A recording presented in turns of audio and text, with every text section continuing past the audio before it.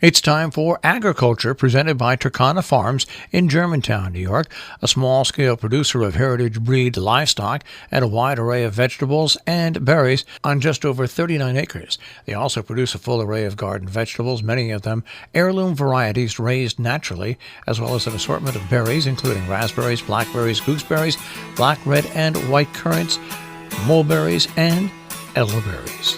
And now, here's Mark Scherzer.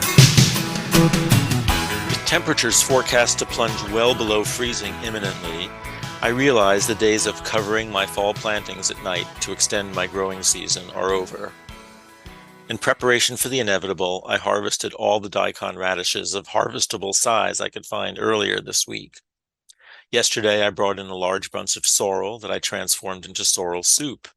I'll bring in the rest, wilt it, and freeze it today.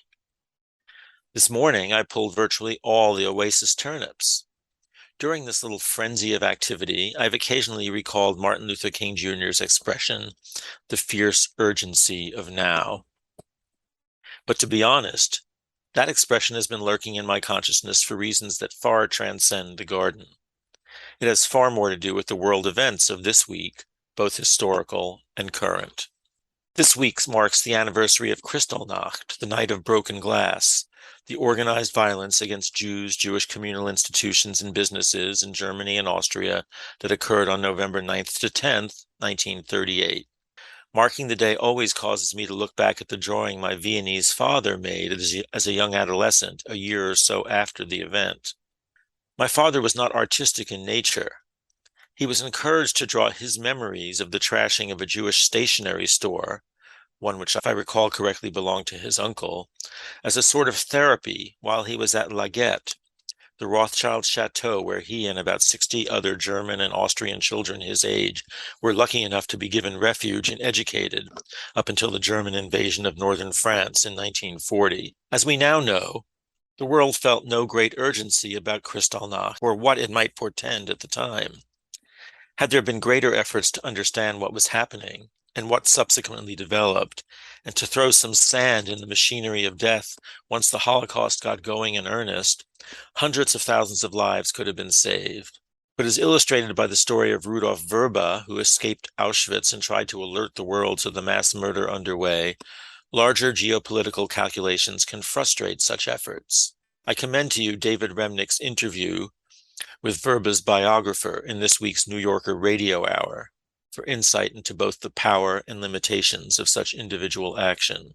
The story resonates today as we see Western governments calculate how directly to confront Russian actions in Ukraine that, if not more vigorously opposed, will also cause mass suffering and death. If you ask me almost any day, I would say our world is only marginally less unsettled and unsettling than the world of 80 years ago. Of course, you might say I've traveled through life on a tourist visa. I was raised by my parents always to expect cataclysmic tsuris, Yiddish word for troubles or woes, lurking around every corner. I started this week fearing tsuris from the elections, either because my preferred candidates would all lose, or because, if they won, the other side would violently reject the results. Yet only some of my candidates lost, and in many parts of the country, the radical election deniers and authoritarian nationalists I most worry about lost too. Most of the losers seem to have acknowledged the legitimacy of the process.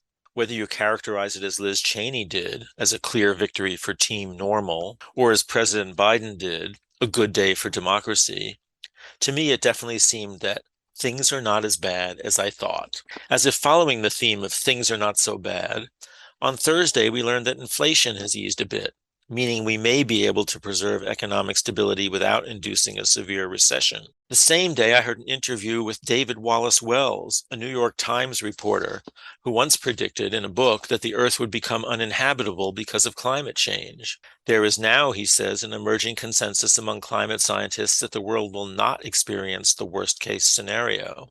Renewable energy has become the most economical alternative. A low-carbon and therefore less overheated future is far more assured.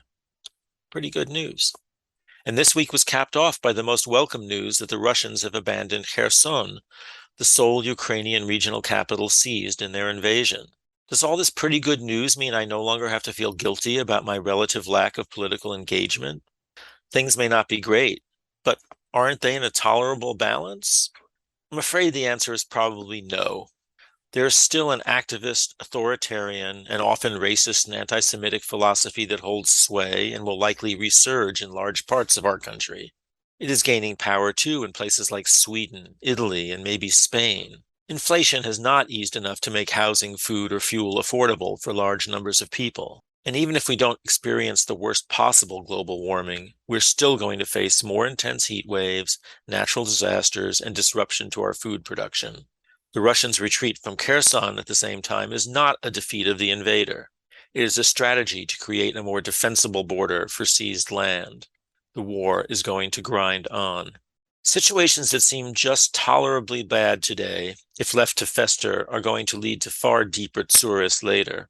I think Dr. King's words are probably true for every time in every era.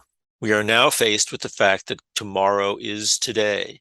We are confronted with the fierce urgency of now. In this unfolding conundrum of life and history, there is such a thing as being too late. This is no time for apathy or complacency. This is a time for vigorous and positive action. Agriculture is underwritten by Turkana Farms, LLC, a small-scale producer of heritage-bred livestock and a wide array of vegetables and berries on just over 39 acres in Germantown, New York. More information, 518-537-3815.